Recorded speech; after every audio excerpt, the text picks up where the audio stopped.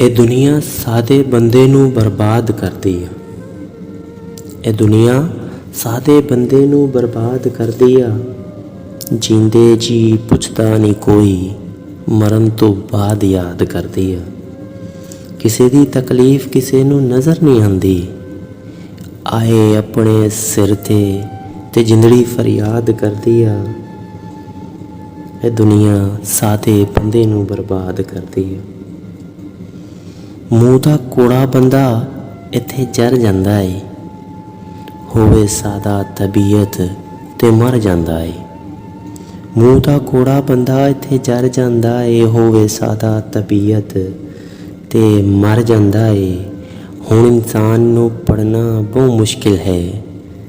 ਇਨਸਾਨ ਸ਼ੈਤਾਨ ਦੇ ਨਾਲ ਰਲ ਜਾਂਦਾ ਏ ਤੇ ਸ਼ੈਤਾਨ ਵੀ ਕਰਦੇ ਵਾਰੀ ਡਰੇਗਾ ਜਿਸ ਕੰਮ ਤੋਂ।